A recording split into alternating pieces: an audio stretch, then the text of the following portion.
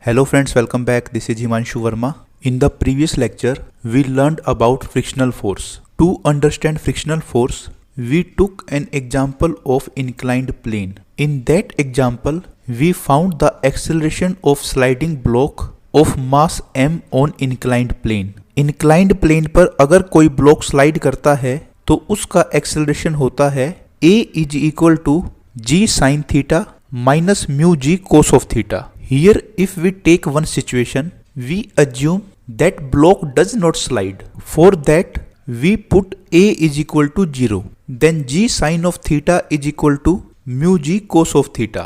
G and g cancel out and it gives mu is equal to tan of theta. So mu is equal to tan theta is a situation when block does not slide on the inclined plane. We can say in other words also, if an inclined plane has coefficient of friction tan theta or greater than tan theta, then object will never slide on the inclined plane. मतलब यह है कि अगर inclined plane का coefficient of friction tan theta के equal हो जाए या उससे ज्यादा हो जाए तो inclined plane का angle of inclination चाहे कितना भी हो, block slide नहीं करेगा. And this is very obvious also because as we increase theta, tan theta value increases. Tan theta value increases means coefficient of friction is increased, means roughness of the surface has been increased. So जैसे जैसे हम theta को बढ़ाते हैं उसी हिसाब से अगर हम सरफेस की रफनेस को भी बढ़ा देते हैं तो सिचुएशन इस तरह से मेंटेन रहती है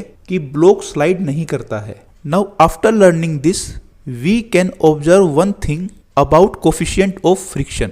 Suppose this is an almirah which is placed on a rough surface and we want to push it. For this, we apply a force F1 on the almirah. We assume this force F1 is not enough for sliding the almirah. So if we apply Newton's second law, then because almirah is at rest, that's why net force on it should be 0. We are applying force F1 in this direction. So there is a force which is acting in this direction which is counterbalancing this force F1, and obviously that force is force of friction. To maintain net force on almirah 0, frictional force value becomes F is equal to F1 in this direction. Now we push the almirah with a force greater than F1. Suppose that is F2. Still almirah is not sliding. So it means now frictional force value has become equal to F2 in this direction. Similarly, we increase force continuously. We apply force F3 which is greater than F2. Then we apply force F4 which is greater than F3. Then F5 which is greater than F4.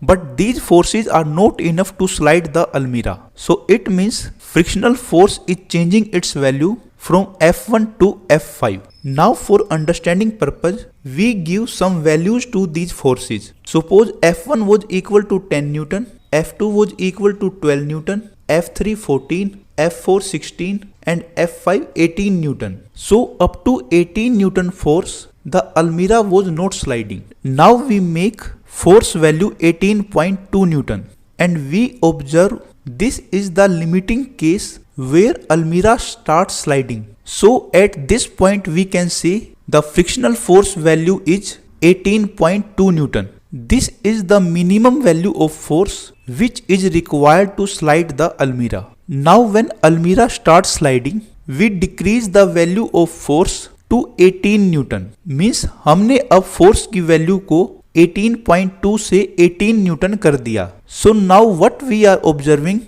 the almirah is still sliding. मतलब applied force की value को 18.2 Newton से 18 Newton करने पर भी almirah slide कर रही है. While earlier when almirah was at rest, at that time 18 Newton force was not sufficient to slide the almirah. मतलब पहले जब almirah रुकी हुई थी तो उस टाइम पे 18 न्यूटन फोर्स इनफ नहीं था अलमीरा को स्लाइड करने के लिए. बट अब जब अलमीरा ने स्लाइड करना स्टार्ट कर दिया है, अब उसकी स्लाइडिंग को मेंटेन करने के लिए 18 न्यूटन फोर्स इनफ है. तो अब क्वेश्चन यह अराइज होता है कि यह 18.2 न्यूटन फोर्स क्या था. With this experiment it was concluded that initially when any object is at rest, then we need more force to bring that object in motion as compared to maintain that motion, and this happen because of change in value of coefficient of friction.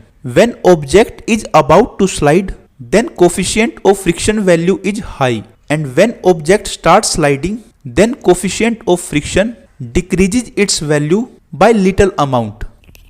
Because frictional force is equal to mu n, so in this case where object was about to slide, coefficient of friction value is 18.2 divided by n, and when it starts sliding, then coefficient of friction is equal to 18 divided by n. So this coefficient of friction is known as static coefficient of friction, denoted by mu s, and this is known as kinetic coefficient of friction, denoted by mu k. Mu s is always greater than mu k. It is greater only by small amount. If nothing is mentioned, then we assume both are same. Now after learning this, we take example of two blocks. Suppose this is big block and a small block is placed over it. We apply a force F on big block, and we assume both big block and small block starts moving forward. Now if we observe small block, then we have not applied any force on this block. Then why it starts moving in forward direction? The answer is due to presence of frictional force between these two blocks. Now next question is, what is the direction of that frictional force? Obviously small block is moving in forward direction, so the frictional force acting on it will have this direction. Here what we are observing, the motion of object is in this direction and frictional force is also acting in this direction. So here we conclude it is not necessarily true that frictional force always act in the opposite direction of motion. In fact, sometimes it is necessary force to bring an object in motion. For example, suppose we are standing in a bus and bus starts moving. Then we also move with the bus. This is because of frictional force only. There is a frictional force between our foot and floor of the bus. If frictional force is not enough, then we would slip.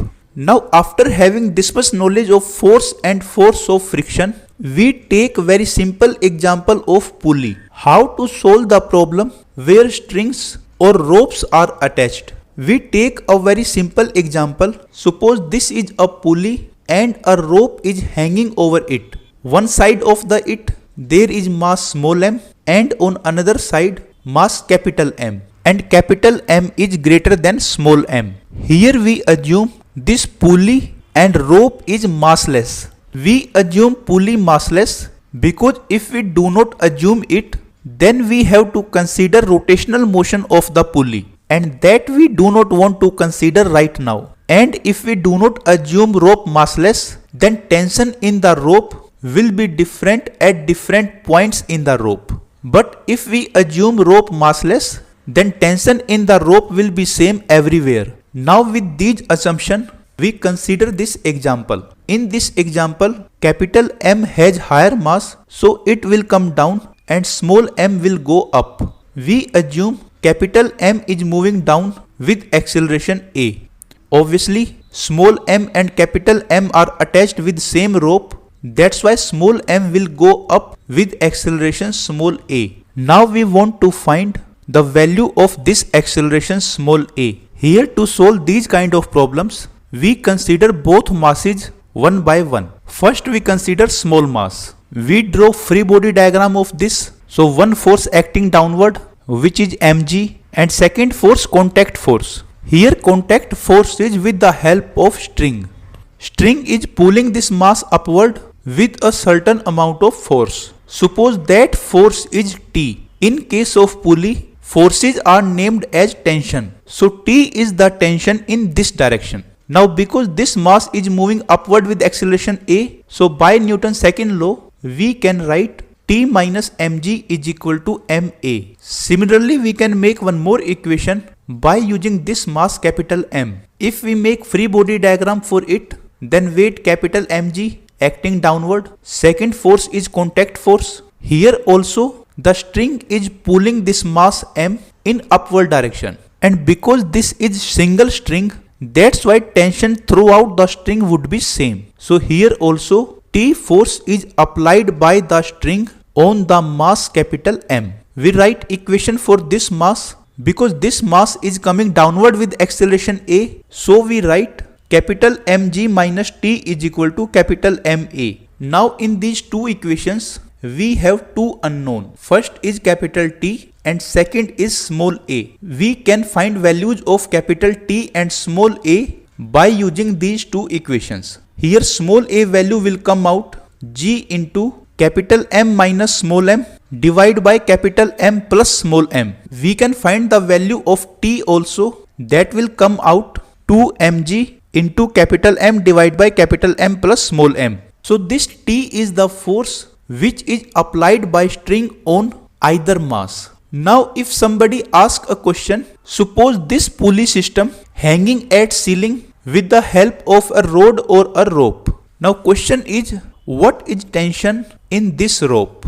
The tension in this rope would be the force by which it is pulling the ceiling or ceiling pulling the rope. Because in this system, if we consider pulley, then T tension is on this side and T tension is on this side. So this total tension will be transmitted to this rope or rod.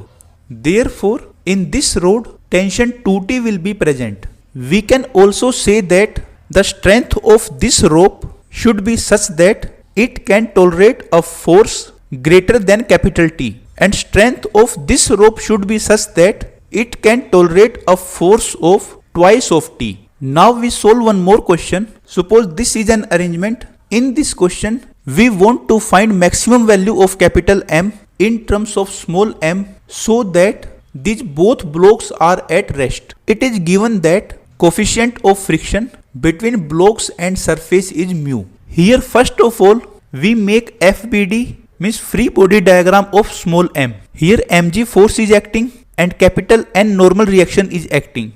And because this block is on the verge to move, that's why maximum friction will be acting on this, and that is equal to mu into N, where N is the normal reaction. Here in this case, normal reaction is equal to mg. So frictional force F is equal to mu mg. Suppose T is tension by which rope is pulling M, but because ultimately block is at rest, so we can say that T is equal to mu mg. On this side, mg will act downward, but that would have two components. This is mg sin theta and this is mg cos theta. This is normal reaction, where normal reaction will be equal to mg cos of theta. So force of friction would be equal to mu mg cos of theta. Now this string is pulling this M also because it is same string. So here also tension would be T and ultimately block is at rest. So we can write T plus F is equal to mg sin of theta. From here T is equal to mg sin of theta minus mu mg cos of theta. Here we have put the value of frictional force, that is small f. Now both are values of T. So if we compare them, then we get mg sin of theta minus mu mg cos of theta is equal to mu mg. We can take capital M common. So it becomes capital M into g sin theta minus mu g cos theta is equal to mu mg. And capital M is equal to M into mu g divided by g sin theta minus mu g cos of theta. Here g can be cancelled out. So finally we get capital M is equal to M into mu divided by sin of theta minus mu cos of theta. So this is the maximum possible value of capital M in terms of small m. Here we can conclude one more case also. Suppose we take cos of theta common from here, then it becomes capital M is equal to M divided by cos of theta mu divided by sin theta upon cos theta, means tangent of theta minus mu. Now if we choose mu as tangent of theta, then this expression gives capital M is equal to infinite. Means if we choose such coefficient of friction, then for every mass this system will be at rest. And this we observed in our earlier case also. Friends, in this video we stop here.